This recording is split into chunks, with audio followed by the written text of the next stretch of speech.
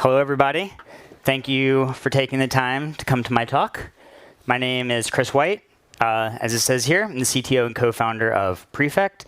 If you haven't heard of us, we're a workflow orchestration framework. Our focus is on large-scale, heterogeneous, dynamic workflows. So if that's interesting to you, check us out. So yeah, let's dive right in. So I want to start with a motivating question. I think it's a question that a lot of us like to ask ourselves quite often. I see it on Reddit all the time, on Twitter. What type of engineer is a data engineer? Are they just a software engineer? Are they a platform engineer? It's a fun question, fun to speculate, but why do we ask this question? So I think we ask it because we all want to enrich our knowledge, want to be more effective at our jobs, we want to know what sort of things we should be learning about. And from that perspective, I don't think this question is particularly actionable.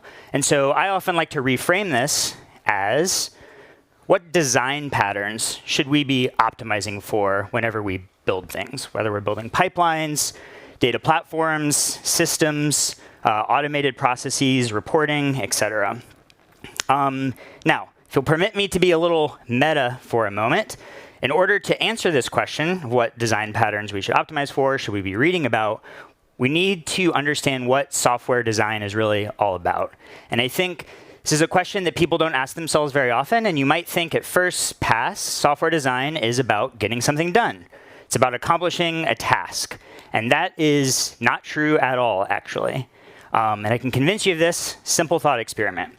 Imagine that you're tasked with building an application, and all of the requirements for that application are known beforehand, so they can be explicitly listed.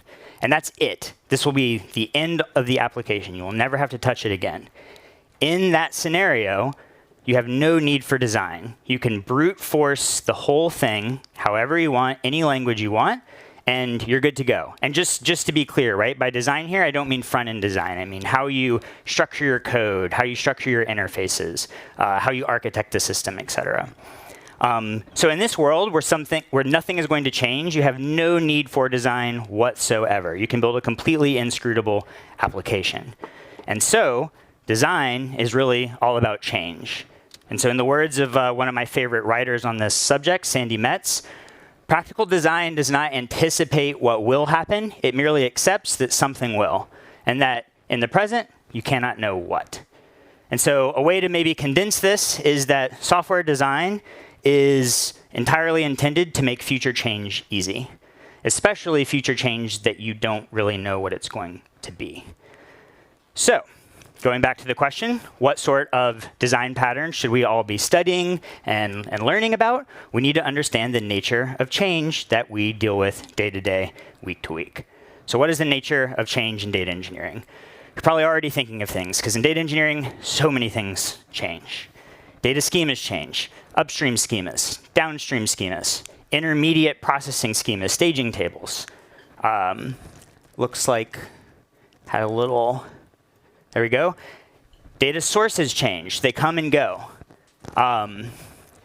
Right? Some of them get deprecated. They change the rate limits on an API. It looks like I've got some kind of a weird little thing where it's going back to a blank every now and then. Whatever. We'll deal with it. Data volume changes, right? Tends to grow over time, but not always. Sometimes there's no data, and that causes a failure of some kind or an error. And last but not least, external system dependencies, right? In data engineering, there's so much tooling, and so much of it is out of our control, so things change underneath us. The systems that we're interacting with are changing. We're often deploying things to infrastructure that we don't fully control, and things are going wrong there. We've got to go back through this list one more time. And stakeholder expectations, right? Those change day in and day out. They want things faster. They want more of something. They want better insights. And so there is a ton of change, but it is very unique to the world of data, right? So if the Greek philosopher Heraclitus was a data engineer, he might say, no person ever steps in the same data stream twice, for it is not the same stream, and they're not the same person. So with all of this kind of articulation of the change that we all deal with all the time, I present to you a thesis, which is that data engineering should take design inspiration from the field of resilience engineering. If you haven't heard of this before, resilience engineering did not start in the world of software. It's very similar and analogous to things in platform engineering, but it is distinct. So I will give you kind of an overview of some of these things. So yeah, let me give you maybe a brief history of resilience engineering as a field, and then we'll walk through some design patterns and ideas that we can borrow from resilience engineering and how that might relate to data pipelines. So, resilience engineering, like I said, did not originally come out of software engineering. It actually was born out of a lot of these large-scale kind of disasters that were happening in the 20th century, like 3 Mile Island, the nuclear meltdown, Challenger explosion, like these sorts of engineering problems and challenges. And in my opinion, kind of the groundwork for what we think of today as resilience engineering was laid in 1984 with this book by Charles Perrow called Normal Accident Theory. And in this book, there are 2 key insights. Insight number 1 is that in a complex system, failure is 100% irrevocably inevitable. It will fail. Whether that failure is catastrophic or not depends on the design of the system. So, right, that's going to feed into some of the things we talk about. A second tenet of normal accident theory is the abandonment of root cause analysis, which might sound a little surprising. But in a complex system, root cause analysis posits that there is one cause that generates a failure. And in this theory, that is just not true, right? There are numerous causes that change over time that actually cause failure. There's not one single cause that results in failure. I am not sure why this is happening, but we will deal with it. I'll just click fast. In the 90s, these ideas were taken to analyze high reliability organizations. So these are organizations that consistently produce reliable products and operate at a very high level. This is still not in the world of software engineering at this time. So this was applied to things like air traffic control, nuclear facilities, this sort of thing, airplane manufacturing. And it wasn't until the 2000s that this really came into software engineering. And so the 2 kind of standard bearers of this were Netflix and Google. Netflix with their chaos engineering framework, which you've probably heard about, looking for unexpected failure modes in a system by just causing chaos in that system to test.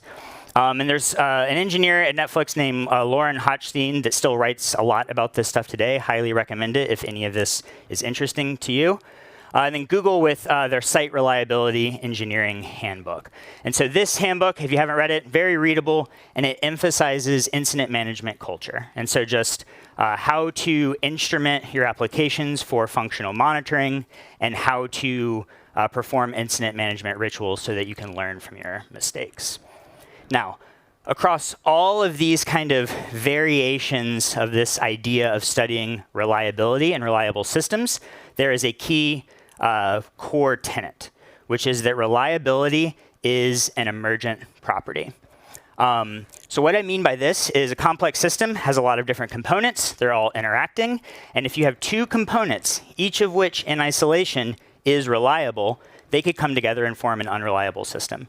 A classic kind of meme example of this is you have a train guard that goes up and down, and then you have a train that goes along the tracks. Both of these things are functioning independently perfectly fine, but when you put them together, if the thing doesn't go down sufficiently far in advance of the train coming, you end in catastrophe, right? Conversely, you can take unreliable components, put them together, and get a reliable system. Example of this might be you have an application with a memory leak, and throw it in Kubernetes, have it restart automatically every hour just to be safe. The end result could actually be a reliable API, even though there's a clear memory leak happening. So there's a lot of ways that reliability emerges. So emerges from how these components interact, and that's kind of the key idea. In addition, designing for known failure modes is not sufficient. We can never fully understand the universe of possibilities of our system, and so we have to come up with a vocabulary and a framework for designing for unknown failure. And remember, failure is inevitable, so it's still going to happen, but we want to minimize its effect. That's kind of the key idea. And complex systems should be gracefully extensible. So this is a term that's kind of a mashup of two words, graceful degradation and software extensibility. So graceful degradation is the idea that when a system approaches its boundary of capacity, right? Every system has some boundary across which it begins failing. As you approach the boundary of a system's capacity, the failure shouldn't be catastrophic. Kind of silly example of this, if your data pipeline is failing, your data warehouse shouldn't literally disappear, right? Like that's graceful degradation. Software extensibility is what it sounds like. As you approach these failure modes, you should be able to change the nature of your system in a way that pushes that boundary further out. And so you're kind of constantly evolving the system. It starts to kind of decline in performance. You do something to change it relatively easily is the idea. And that boundary gets further out, and then your system evolves in this way. Don't know why that's happening. So the goal here is what's called sustained adaptability. So you're kind of always operating in a relatively healthy state, and you're evolving as you go with minimum catastrophe. And so let me take a sip of water. To bring this into some kind of software lingo, this world of resilience engineering emphasizes a few things that we can bring into how we think about data pipelines and data systems. So first is this idea of functional observability and monitoring. What I mean by this is, imagine you have a data pipeline, you're running it in Kubernetes, and maybe you put Datadog agent in your Kubernetes cluster because you want observability. Whenever that pipeline fails, my guess is that the metrics Datadog give you will not help you analyze the failure of your data pipeline, right? It'll tell you memory was fine, CPU was fine, container exited gracefully, everything's fine. So what you need is observability of the business logic at the level of abstraction of the pipeline. And this is why off-the-shelf observability tooling often doesn't work in the realm of data, and we need special things like orchestrators, Monte Carlo, these sorts of things.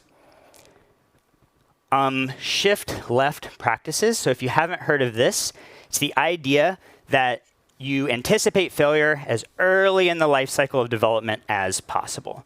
And so unit testing is an example of a shift left practice. More data-centric practice might be data quality. So instead of running a data quality report at the very end of a pipeline, right before you publish something to a production table, say, you integrate data quality checks throughout the life cycle of data, starting with the very first time the data shows up in your environment. Adaptive capacity, so auto-scaling. This is relatively straightforward, just the idea that your system should be able to dynamically configure itself somewhat whenever it needs more resources, right? So using things like Kubernetes has some of this, serverless has a lot of it. So strange. And graceful extensibility, which I've already talked about, graceful degradation, software extensibility. Don't have too many more of these, I promise. And last but not least, so one thing that I really, really like about resilience engineering as a field is it emphasizes the human element. So, right, these systems are built by people, for people, and resilience engineering really takes that into account in how you think about designing a reliable system. And I don't think, especially in engineering, and especially right now with like the prevalence of AI and things, that this is accounted for enough. Okay, so I've said a lot of words, a lot of potentially kind of abstract principles. So let me show you how you can kind of take some of these principles in this mindset and apply it to just a real world question. So we'll start simple. So imagine we have a pipeline. It ingests a data source, and it loads into a data warehouse. Data warehouse has some fixed schema, right? Very simple. We've all done this before. And so we're tasked with building this pipeline. We want to design it effectively so that we don't hurt ourselves in the future. And so we ask ourselves maybe this question among many others. what happens if the upstream schema introduces new fields? So maybe this data source is out of our control. So we're designing this pipeline, and we want to take some of these principles. So let's use a concrete one, graceful extensibility. So we've got graceful degradation and software extensibility. So graceful degradation, tells us that this pipeline should not catastrophically fail when a new field is introduced, right? It should just degrade. And so in this case, concretely, the pipeline should continue to function with unexpected new fields. Now, technically, the pipeline is not doing its job, right? It is missing a core piece of the data in the data source, but it is still doing the same quality of job that it was at least doing before. It's the data fields that it knows about, it's putting in the data warehouse. Software extensibility tells us that integrating this new field should be easy. So, right, a little vague. This one, graceful degradation, is actually testable, right? We can write a test for this that says, throw some new random fields at this, we should not see failure. This one is a little bit more subjective, but we could all probably agree on some patterns. So I wrote up just a really simple example of some code. This is using some Prefect primitives to see how these might look in practice. So this is definitely, oversimplified, but the two green comments are the two pieces that I want to focus on for a minute. So this flow takes in a config path, some records, loads some config that tells us how to handle fields, how to maybe do some type conversion on them, and then process the records with this task. The task takes an individual record and iterates through it. Record is represented as a dictionary here. For each field k in the config, process it in a certain way based on what the config tells us. And if k is not in the config, so this is an unexpected new field, log a critical error. Note, I'm not failing the task though, right? This pipeline is still going to register success in my UI or whatever. But I will get this critical error log that I could potentially alert on. And now I know something's up, pipeline's still running, and I can go in and investigate. And this tells me what the unexpected new field is. Second, it should be easy to extend. And so in this case, you'll notice that I have this config path. It is not hard-coded. It is dynamically loaded. And all I have to do here is go update the contents of this config file with whatever is appropriate. And I do not have to redeploy my pipeline. The pipeline version is exactly the same, but it begins accommodating new fields right on the next run, right? We have to do some backfill. There's other things we might have to do, but this pipeline remains healthy.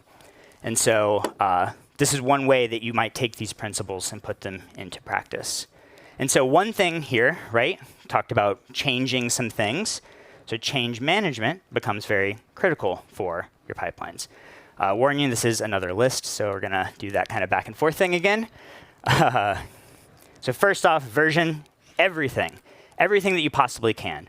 Version your pipeline definitions using something like GitHub. I'm sure everybody does that.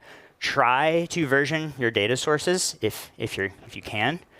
Version your schemas, version your infrastructure configuration insofar as you can, your configuration files, version as much as you can. So why do we do this?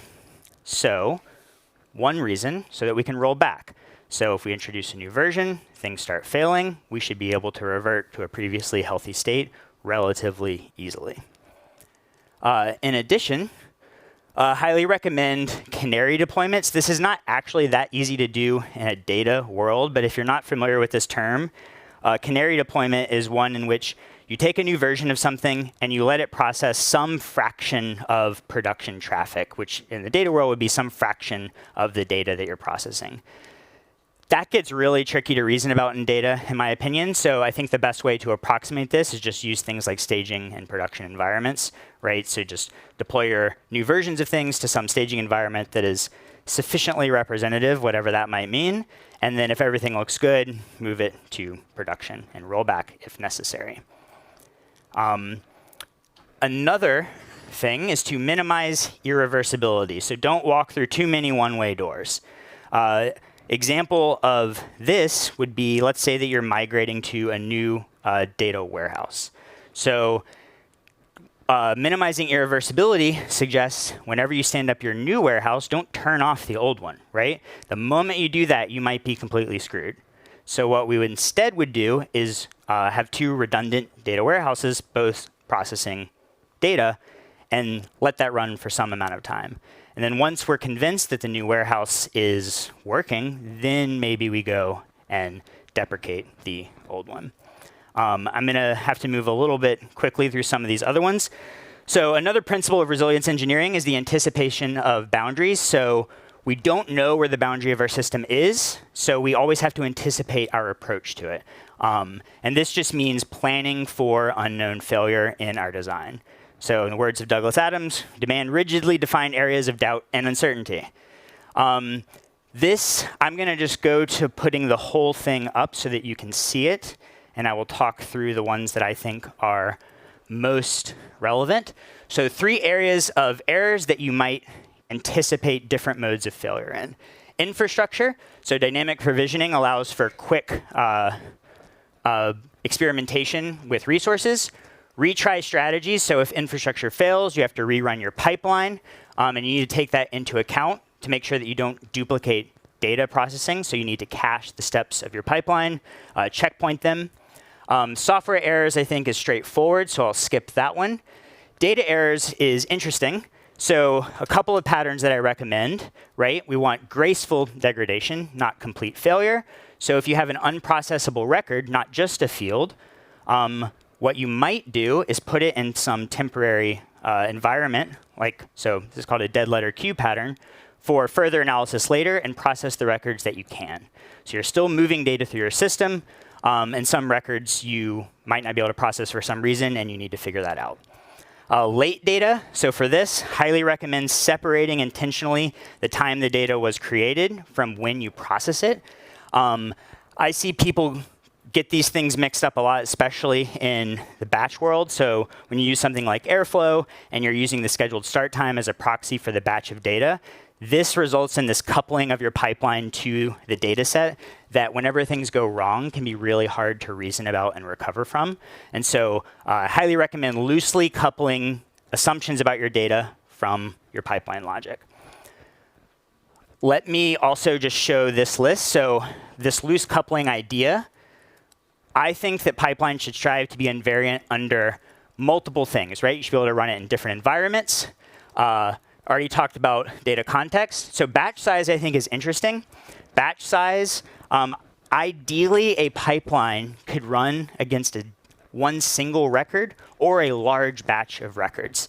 And as the volume of that data grows, your pipeline shouldn't be the thing that changes. You might auto-scale it or increase the infrastructure. But the pipeline itself should not change. All of these things, I think, get really coupled up when you design your pipelines exclusively for batch processing. So highly recommend against this if you can. At the end of the day, you're still probably doing batch processing. Obviously, that's totally OK. But try to accommodate tiny batches, single records, and running often. So not running like 1 job per day. Run 10 jobs a day so that you're getting fast feedback. This next principle, I think, is important, but I want to skip it for the sake of the last one. So Ashby's law, I'll just tell you what it is. It says that if you want to control a complex system, the nature of your controller is also going to have to be complex. That's just the way it is. So if you want to, garden the Amazon, you're going to need more than garden shears, right? You're going to have some complex machinery. You can apply this to data quality. Data is rich, and so your data quality checks are also going to need to be sufficiently rich. So avoid overly prescriptive rules, embrace threshold probabilistic rules. The variety of real-world scenarios is always going to exceed the variety that you can plan for beforehand. And so Ashby's law tells us that there will be gaps in our control, right? Once again, the system will eventually fail. It's just about, can you resolve it? And the escape hatch for resolving these failures is all of us, right? We step in when things go wrong, we debug it, figure it out, and get things back to a healthy state. So this human element is very important and can be designed for. And I think we often fail to consider this. So in resilience engineering, there's this phrase, the irony of automation. Whenever you automate something, you're necessarily introducing a new component to your system, thereby increasing its complexity. Got it. And increasing the ways in which it could fail. And when we get overconfident in automation, our knowledge degrades. We start to lose an understanding and a mental model of the system. And so our ignorance turns what could have been a graceful degradation into a potentially catastrophic failure that lasts a week because we don't understand what's going on. And so always understanding manual stopgaps. So going back to pipeline portability, when something's going wrong, ideally, assuming compliance, et cetera, you should be able to run that pipeline on your laptop if you need to, in case something is going wrong and you need to do like step-by-step debugging. And lack of incident response culture. So this is something that I think is missing in a lot of data teams, is actually having a principled, intentional incident response culture. So we've all seen this quote, those who cannot remember the past are condemned to repeat it. And the way that teams remember their past, in my opinion, is through incident response culture. Blameless postmortems, documenting. In the past, we might have said root cause analysis, but not that, just explaining a story of what happened to cause the failure, documenting that for the future. I love this quote from this paper called How Complex Systems Fail. Failure-free operations requires experience with failure. So you have to experience the failure, learn from it, and adapt to it. So blameless postmortems, these emphasize a culture of continuous learning and a culture that embraces change. So, okay, right on time. I know I had to kind of rush through the end there, but hopefully, you got some new things to think about. I also hope that you're learning a lot of new stuff at this conference. And my big encouragement to everyone, just like embracing this resilience engineering mindset, is whenever you go back to your teams, your day-to-day job, try to do something different. Try to take something that you've learned here, bring it to your day-to-day job, and improve what you and your team are doing. Because without that, as Grace Hopper famously said, the most dangerous phrase in the English language is, we've always done it this way. So we should all embrace change. Thank you.